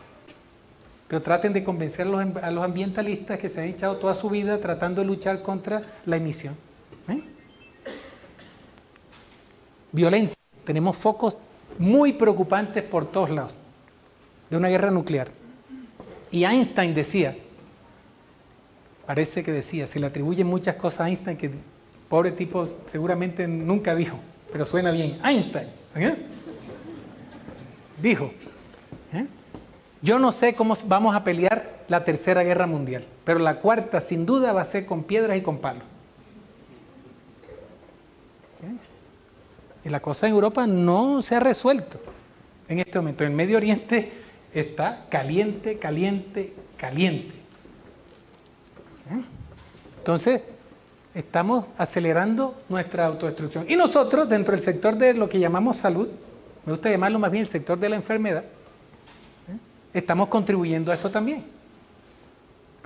Que si incluimos la salud animal, el uso indiscriminado de antibióticos de bajas dosis en las fincas industriales para producir la cantidad de comida que nos permiten comernos una hamburguesa, todo un almuerzo por 2.000 pesos, ha llevado a muchas bacterias a hacerse resistentes. O dentro del sector que llamamos de salud, el sector de la enfermedad humana, el uso de antibióticos ha hecho que las bacterias sean resistentes. No ha habido una nueva familia de antibióticos disponibles desde los 80. ¿Por qué? Porque económicamente los nuevos antibióticos no son viables para las empresas farmacéuticas. De nuevo, eso no le va a generar dinero, entonces no se hace. No tenemos antibióticos nuevos. Familias de antibióticos nuevos. Y tenemos el riesgo de volver a la era pre-siglo XX, donde las infecciones van a ser la principal causa de muerte. Si es que no nos pega una pandemia viral de verdad. No va a ser el ébola probablemente, a menos de que mute. No estamos preparados, no podemos responder. Está clarísimo. Hay un caso en Nueva York, un médico fue a una bolera, tuvo un bar y toda la cosa. No hay forma de controlar. Y eso que este virus no se contagia tan fácilmente. Pero si fuera, 6.000 millones de muertos. Colombia no tiene capacidad de producción de vacunas. ¿Ustedes sabían eso? Aún si se identifica una vacuna contra un virus que nos va a matar a la mayoría, no tenemos forma de defendernos y los países que las pueden producir van a proteger a su propia población. Otro de los pocos valores que tendrá la noción de país, de nación. ¿Y nosotros qué? Jiji, jaja, IPS, EPS, Panamá, Venezuela, la selección Colombia, James, ¿será que va a hacer goles o no? Falcao, ¿será que Falcao le va a ir mejor que no sé qué? ¿Cuál es la última telenovela? Más anestesia social. Y como tontas y tontas seguimos siendo parte del problema. Muy bien. Entonces, ya veo que el reloj dice 00. ¿Cómo vamos? Ok. Democracia. ¿Quién quiere que siga un poquito más? Manos arriba. Ok. ¿Quién dice que no, que no, que no? Ok, que pare. Y vale, tengo, no se imagina, después de 25 años por fuera, colombiano y con esta cara, tolero lo que sea. Uno idealiza, es que está por allá, eso viaja mucho, qué maravilla. Usted no se imagina la mierda que le toca comer a uno. Ok, en fin. Ok, muy bien. Debía haber dicho mierda. Fíjate, estoy pervirtiendo. Ok, muy bien. ¿Qué dicen los y las transhumanistas? Esta gente dice que todas estas conversaciones son irrelevantes. Que para finales de este siglo vamos a ser inmortales. Que esta versión nuestra, esta versión orgánica, no es más que un eslabón en el proceso evolutivo. Que somos una versión intermedia de lo que va a ser post-humano. Por eso se llaman transhumanistas. Que trascenderemos nuestra forma biológica en los siguientes 30 años. Y si ven ese numerito abajo, dice 2045, 2045. Ese es el nombre de una iniciativa. Se llama la Iniciativa Social Estratégica 2045. Y la gente más rica del mundo, los que están acumulando y las que están acumulando el dinero, no quieren morirse. Porque en general son hombres cuyas próstatas les deben estar recordando que el dinero no lo puede comprar todo. Entonces yo me imagino a esos ricos, los más ricos del mundo, que son usualmente hombres, ya mayorcitos, tratando de mear con dificultad. ¿Ok? Y tengo 50.000 millones de dólares y no puedo mear. ¿Ok? Y quiero aguantar la prostatectomía porque sé que puede tener implicaciones en mi capacidad sexual. O ser incontinente. Y aguantar el orín no puede ser prevenido por 2.000 millones de dólares. Esto es precioso. Porque la humildad que necesitamos tanto en el mundo, tal vez la logremos así. Nuestros cuerpos recordándonos que no somos inmortales. ¿Pero qué están haciendo? Miles de millones de dólares en esta iniciativa. Y tienen una hoja de ruta. Son 4 avatares. Avatar A, del año 2015 a 2020. Una copia robótica del cuerpo humano que se pueda controlar remotamente.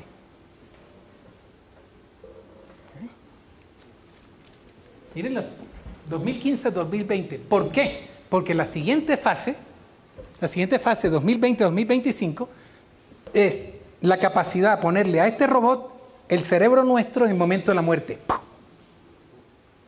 Con circulación de oxígeno y de nutrientes para mantener el cerebro vivo. Luego entonces vamos a perder nuestro cuerpo físico Pero vamos a mantener nuestra conciencia, nuestra mente. Porque ¿quiénes somos nosotros? ¿Soy yo mi pierna derecha o mi pierna izquierda? Si me cortan en este momento, me cortan las dos piernas, sigo siendo Alex. Y si me cortan los brazos, sigo siendo Alex. Y si tengo un riñón artificial y me sacan los riñones, sigo siendo Alex. Y con un hígado artificial puedo ser Alex. Y con un corazón artificial. Entonces, ¿quién es? ¿Quién soy yo? Fíjense, esto no es. ¿Quiénes somos? Esa pregunta todavía sigue ahí. ¿Quiénes somos? Y si hay algo en lo que tenemos alguito de consenso, es que esto que percibimos como nosotros de alguna forma está relacionado con nuestros procesos cerebrales. Entonces, si en mi cerebro se puede mantener nutrido, con mis ojos conectados, mis oídos conectados, y con robots que tengan sensación háptica, yo sigo siendo Alex, con un cuerpo robótico. Robocop. Doctor Cop. Vaya a saber. El Avatar C, del año 2030-2035. ¿Okay? Un cerebro artificial que se pueda descargar al momento de la muerte. Entonces, se me muere mi cerebro físico, que puede estar en un cuerpo robótico o no, pero sigo siendo yo porque estoy descargado en un computador. Y puede ser un cerebro electrónico. ¿Para qué tener que alimentarlo con sangre, con esas cosas? Pero mi conciencia va a estar ahí. Yo voy a sentir que soy yo. Va a haber un mí adentro.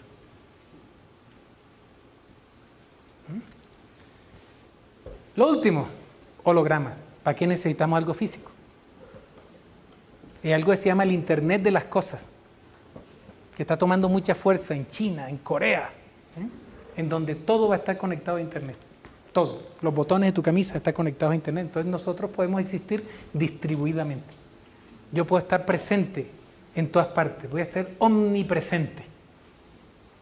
Entonces mi presencia, mi conciencia va a ser parte de una conciencia colectiva.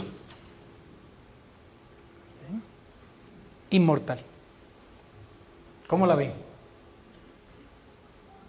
Algunos dicen, aquí. Otros dicen, ¿dónde están los humanos ahí? ¿Cómo? Otros dicen desastroso. Pero hay miles de millones de dólares invirtiéndose en esto. Y si ustedes miran, la mayoría de los presupuestos de investigación de los fondos más grandes del mundo están ahí. A una amiga mía la acaban de contratar en Google para darle vida emocional a los robots. Me mandó, Alex, mi misión es darle emoción a robots. Otro amigo a crear un cerebro, usando el conocimiento colectivo que Google está generando. Entonces, ¿qué queremos ser? ¿Qué queremos ser? Algunos se ríen y dicen, ja, ja, ja, ja, no va a pasar. ¿Hasta cuándo empieza uno a ver cosas como esta? Y esto ya tiene 2 o 3 años de viejo. Esta señora es cuadriplégica, paralizada del cuello para abajo. No puede alimentarse sola. Pues le dan un brazo que puede agarrar y que puede controlar con su mente. Esto es lo que se llama una interfase cerebro-máquina, cerebro-computador.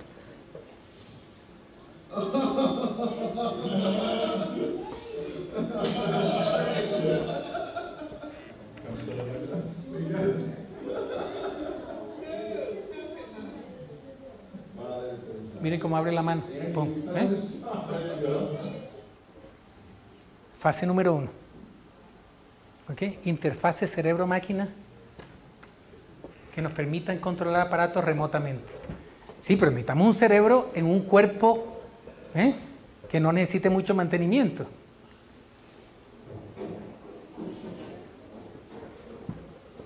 Autónomamente esto está caminando sobre piedra. De las cosas más difíciles que hay es ajustar en milisegundos. Miren eso.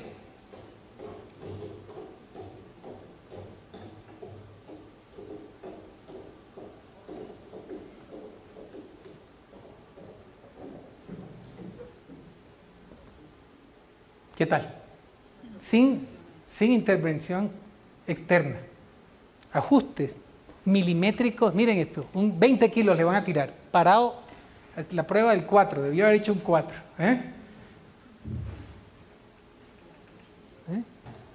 No sé si la resistió, no sé, ok, maravilloso, fíjense, y parece una persona. Miren. balanceándose. Entonces, si necesitamos réplicas de nosotros mismos, pues hay un grupo que se llaman los geminoides. Estos son científicos que están trabajando en crear réplicas nuestras. Entonces, los materiales que se están usando ahora todavía son obviamente sintéticos, pero si ven, ¿cuál de estos es el real? De estos que están de este lado, el que está sentado, el que está parado.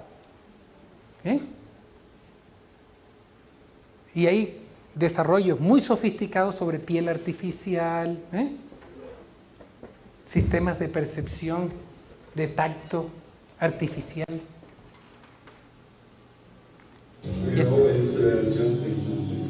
Y responden, tiene inteligencia artificial, se le hace preguntas y responden preguntas sencillas.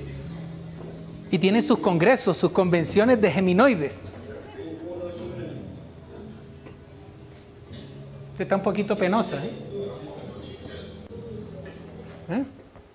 Miren la expresión. Entonces, ¿hacia dónde vamos? ¿Hacia dónde vamos? ¿Hacia dónde queremos ir? ¿Y quién decide? ¿Quién decide? ¿Y qué papel podemos cumplir nosotros? ¿Cuál papel debemos tener nosotros y nosotras? O es que yo hago lo que me toca hacer aquí, y yo con tal de no hacerle daño a los demás estoy satisfecho, satisfecha. ¿Será que eso es suficiente? Pues no ha sido suficiente hasta ahora. ¿Bien? Yo tengo una hipótesis. Mi hipótesis es que a los dueños de las empresas no les gusta la gente, excepto si son clientes. Las únicas personas que les gusta son sus familias y eso apurado y sus amigos cercanos o amigas cercanas y los clientes que les compren lo que producen. Pero lo que menos les gusta a un empresario son los trabajadores y las trabajadoras. Usted le pregunta a alguien que maneja una empresa grande, ¿cuál es tu dolor de cabeza más importante? Dice la gente. Mi nómina. Se quejan, no están satisfechos, necesitan pensiones, necesitan seguro de salud, son poco confiables, son irresponsables, bla, bla, bla, bla, bla, todas esas cosas. Entonces otros están diciendo, ok, ¿qué pasaría si reemplazamos a la gente? Vamos a de verdad meterle esto. Estos son unos robots que ya no son humanoides, una empresa que se llama Kiva, que manejan bodegas gigantescas. Y entonces se le da una orden y estos aparaticos van, recogen las cosas. Miren, es una de las bodegas más grandes que ustedes se puedan imaginar. Y va esto, y funciona como un sistema de autopista, no se chocan, se cargan solos o solas, estas robotas. Miren, va, entra, se van por debajo de estas cosas y simplemente se le da una orden prácticamente de cualquier lado. Miren, va, se atornilla debajo de estos estantes, se levanta y pum, y va al otro lado. Marta, mi mujer, Marta, mi esposa, o de quien soy el esposo. He de aclarar. Y me dice, este es mi primer marido. A veces presenta, este es mi primer marido. Yo veo así, dice, puede haber un segundo, si sigue así. Okay, entonces Marta estudió bacteriología en la Universidad Javeriana. Eso era una carrera. Ya desapareció de allá. Cuando fuimos a Inglaterra, prácticamente todo el trabajo que ella al que ella se había entrenado por muchos años lo hacían máquinas, ya en el año 1990. Y cogían niños y niñas de colegio, los entrenaban por 4 o 5 semanas y los ponían a manejar un laboratorio con 2 o 3 personas supervisando. Y ya, la Javeriana decidió, hasta donde sé, eliminar bacteriología. No sé si siguen otros. Y así irán con las demás carreras. ¿Y cuál es la justificación de un médico o una médica ahora? ¿Cuánto es el tiempo de consulta? 7 minutos. 10. Una pantalla ahí, ni siquiera miran a los pacientes o a las pacientes, le importa un carajo y es prescripción de medicamentos, como si fueran la vitrina de las compañías farmacéuticas. Llenar formulario y llenar formas. Eso lo puede hacer una máquina. Si esa es la esencia de los médicos, las médicas, estamos listos. Personal de enfermería, más del 50% del tiempo midiendo presión arterial y signos vitales. Algo del siglo XX, mediados del siglo XX, cuando medir la presión arterial era una innovación, en los años 50. Yo puedo medir la presión en mi casa. ¿Por qué necesito un profesional viniendo a medir la presión arterial? ¿Cuánto tiempo estamos gastando en medir? Denle un tensiómetro a los pacientes que se mida la presión arterial y solo cuando hay alguna razón para pensar que la presión arterial va a cambiar. Y la temperatura, yo me la mido en mi casa. La frecuencia cardíaca. O me ponen un oxímetro ahí, un pulso oxímetro y ya está. 50% de la actividad del personal de enfermería haciendo eso. Y despertando a los pacientes y a las pacientes a medianoche. ¿Ok? Para tomarles la presión arterial. Ahí es donde estamos. El año 2006 se hizo cirugía sin humanos. Mejor que humanos. Para una arritmia. Un robot identificó el foco de la arritmia, el foco ectópico y lo controló.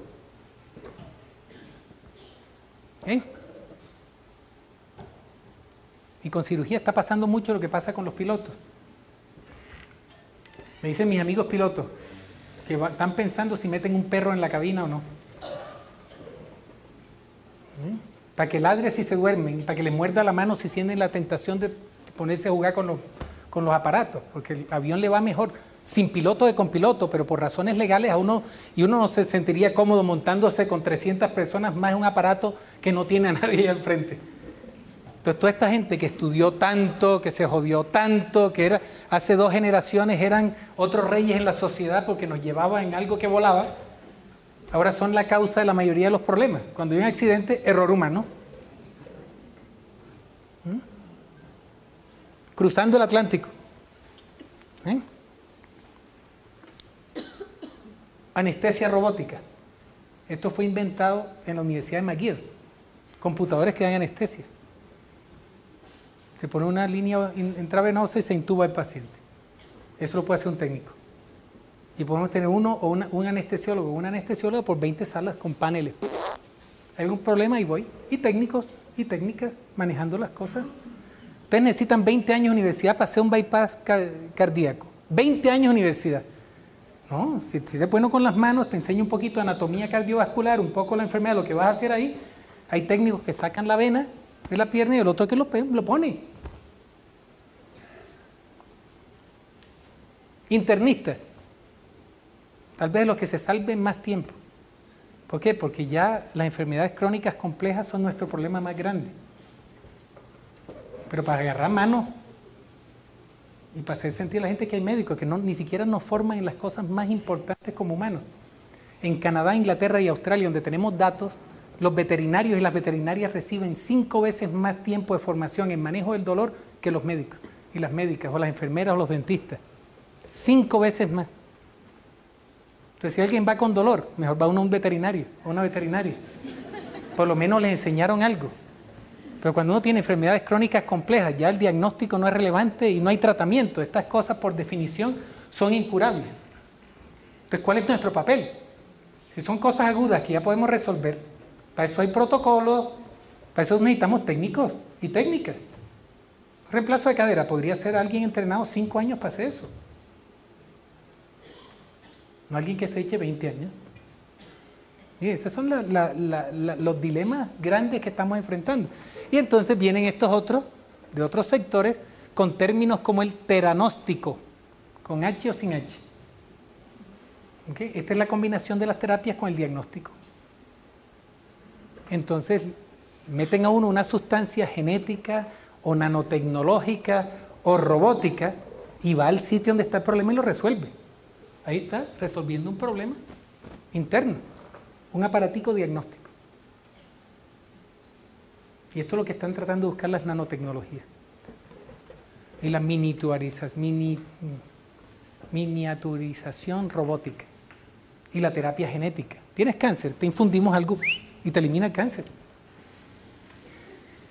Entonces, ¿para qué vamos a necesitar los centros oncológicos, los especialistas, las máquinas de radioterapia? Esto nos está forzando a repensar. No solo cómo estructuramos el sistema y cómo lo organizamos, sino qué papel tenemos nosotros o nosotras. Entonces, estos dos extremos nos excluyen como humanos. A los extremos no tenemos papel en el siglo XXI, somos un estorbo. que no se necesitan tantos de nosotros para lo de los transhumanistas, las transhumanistas. ¿Qué vamos a hacer? ¿Qué vamos a hacer? ¿Qué queremos hacer? ¿Y quién va a decidir esto? Pues con mi familia está Marta García, con nuestras 2 hijas, Alia, ya casada, también. Entonces nosotros dijimos, ¿qué tal? ¿Qué tal? Tratar de lograr una vida saludable, feliz, llena de amor y sin remordimientos hasta nuestro último suspiro. ¿Y qué tal contribuir a que la vida de otras personas también sea la más larga, más saludable, más feliz, más llena de amor y con menos remordimiento, idealmente sin remordimiento, hasta nuestro último suspiro? ¿Y qué tal que esto fuera el objetivo de nuestro llamado sistema, de nuestras instituciones o de nosotros y nosotras como individuos o miembros de esta sociedad humana que de otra forma estaría acelerando su extinción? Muchas gracias.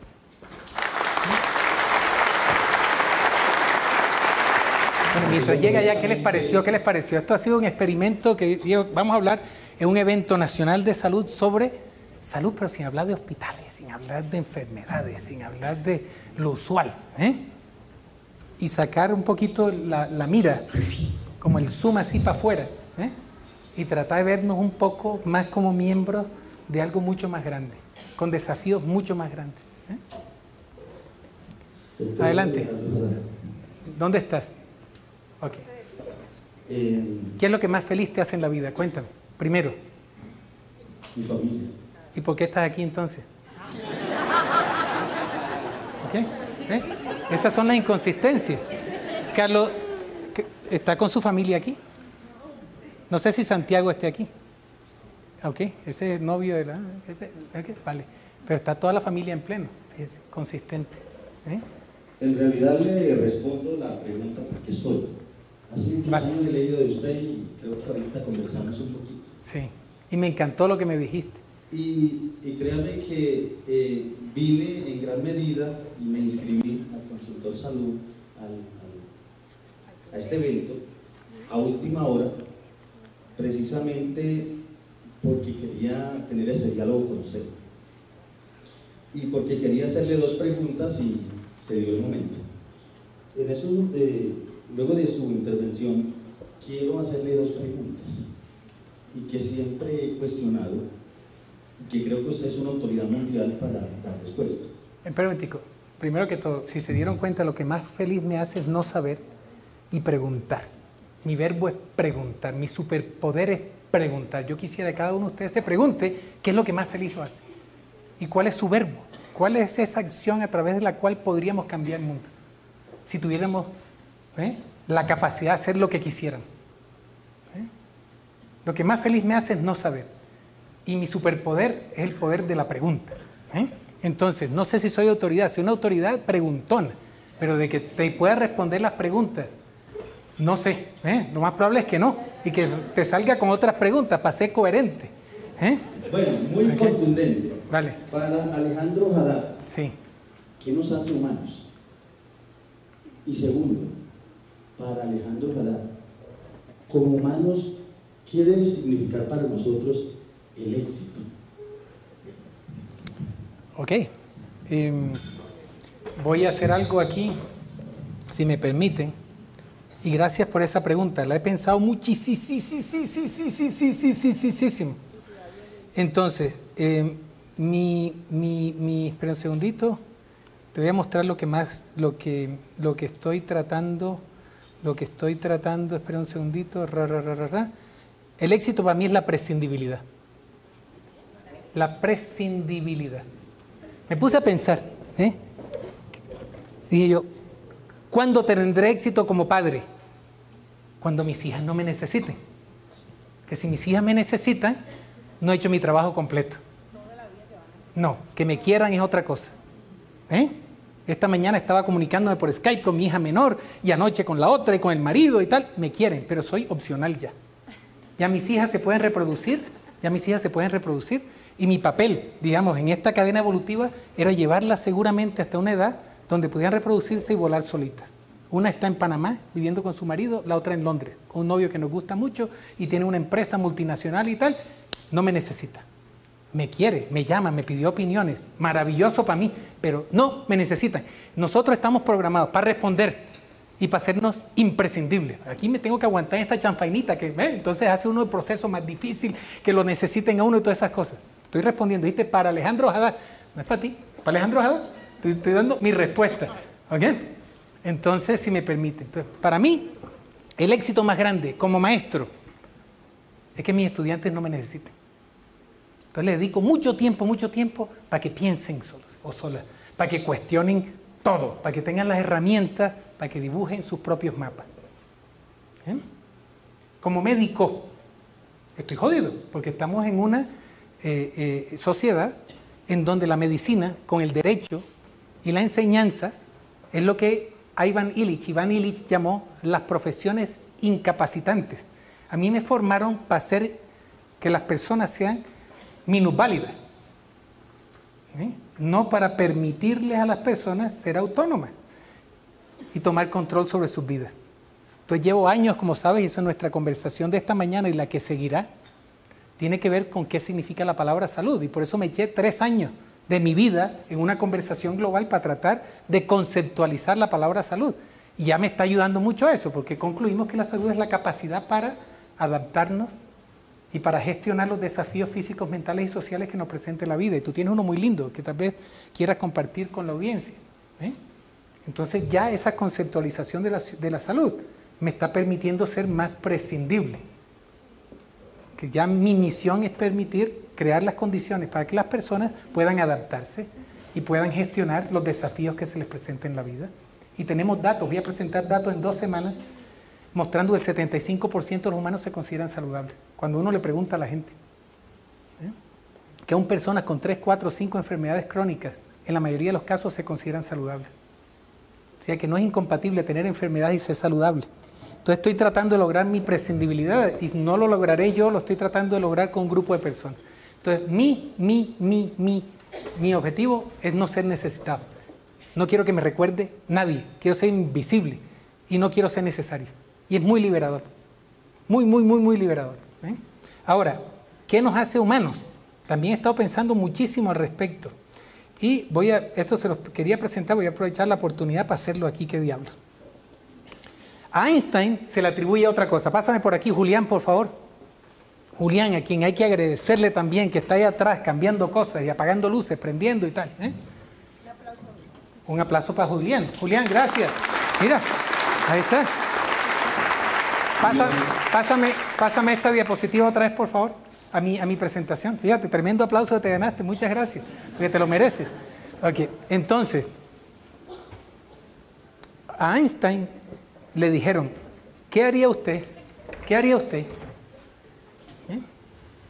si tuviera 1 hora para resolver un problema y su vida dependiera de que lo resolviera? ¿Qué haría? Aparentemente Einstein dijo, me gastaría 55 minutos de esa hora tratando de definir la pregunta. ¿Cuál es la pregunta? ¿Cuál es la pregunta? Esto se alinea con mis sesgos. Me encanta preguntar, entonces esto para mí se ajusta. Porque una vez encuentre la pregunta, puedo resolver cualquier problema en 5 minutos. Entonces mi pregunta es, ¿cuál es la pregunta? Mi pregunta es cómo puedo ser prescindible. Y cómo puedo tener la vida más larga, más feliz, más saludable posible, llena de amor y sin remordimiento hasta mi último suspiro. Y esa es mi misión de vida. Y no solo para mí, sino para todas las personas que me rodean. Entonces, estaba en España y un muy buen amigo, Emilio Herrera, que está viniendo a Colombia a tratar de hacer proyectos muy interesantes en cuidados paliativos y al final de la vida, me dijo, Alex, tienes que conocer a Paco Pérez Valencia, un pintor. Y este hombre tenía una exhibición de arte. Este era uno de los niños prodigios que luego se encargó de comprar obras de arte para museos y tal. Y dejó de pintar, pero en público, y hacía cosas. Y fueron a visitarlos estos galeristas Y cuando entraron a su estudio, sí había unos cuadros bonitos, pero dijeron, ¿y esto qué es en el piso? Estos cuadernos, estos papeles, dice, son mis pensamientos. Y estos galeristas decidieron, hombres creo que en su mayoría, o todos, decidieron hacer una exhibición en donde la mayoría de la exhibición eran sus reflexiones. Y encuentro esa. No sé si lo alcanzan a... ¿Qué harías si no tuvieras miedo? Entonces empecé a definir el éxito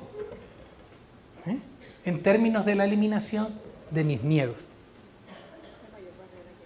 La mayor barrera que hay. Miedo a la muerte, miedo al fracaso, miedo a hacer el ridículo, miedo a decepcionar. Son los 4 miedos más grandes.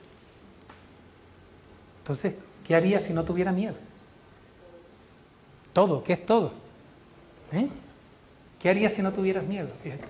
Esa fue mi pregunta. ¿Qué haría si no tuviera miedo? Entonces, recluté amigos muertos ya. Anthony de Melo, un jesuita, que escribió algo que se llama Las conversaciones con los maestros, con el maestro. Discípulos y discípulas con maestros o maestras hablando de las cosas importantes de la vida. Entonces, espero responderte qué es el éxito para mí. Le dice el discípulo al maestro, le pregunta, ¿qué es el amor? La ausencia total de miedo, dijo el maestro. Tal vez lo opuesto del amor no es el odio es una manifestación de miedo, miedo a lo diferente, miedo a lo desconocido, miedo a lo que lo hace a uno incómodo. Vuelve el discípulo y dice, ¿y qué es a lo que más tenemos miedo? Y le dice el maestro, al amor. Entonces, el secreto del éxito para mí y lo que me hace humano es mi capacidad de amar sin miedo. Amar incondicionalmente a las otras personas y, como lo hablábamos anoche, a mí mismo, que se nos olvida, ame a tu prójimo como a ti mismo. Es imposible amar al prójimo apasionadamente, incondicionalmente, infinitamente, a menos de que nos amemos infinitamente, apasionadamente, incondicionalmente a nosotros. Entonces decidí poner la máscara de oxígeno. No sé si yo he escrito al respecto. Marta, mi mujer, me decía, cuídate tú. Tú estás siempre respondiéndole primero a tus pacientes, a nosotros, a tus estudiantes, a todo el mundo. No te estás cuidando, que eso es narcisismo, que eso es egoísmo, le decía yo. Hasta cuando un día estaba en un avión y le dicen a uno lo de siempre. Todavía le enseñan a uno a ponerse el cinturón de seguridad. Fíjense cómo no cambiamos, ¿no? Uno el cinturón de seguridad se lo pone así y levante y se lo quita. ¿Quién no se sabe poner un cinturón de seguridad? La pregunta debería ser, el que necesite ayuda a ponerse el cinturón de seguridad, levante la mano, presione el botón. No le gastemos tiempo, en fin. Pero estaba sentado ahí, como en enfermería, tomando la presión arterial. Y recline la silla y no la recline. ¿Qué diferencia hace? Ninguna. Si se cae el avión, se cae. Y no importa si está uno reclinado o no reclinado. Muy bien, vale. Piensa. Claro. Entonces, oigo, en el evento improbable de una decompresión, caerán máscaras de oxígeno. Agarre la suya, póngasela sobre su nariz y su boca y respire normalmente. No se angustie si no se le infla la bolsa, porque el oxígeno estará fluyendo normalmente.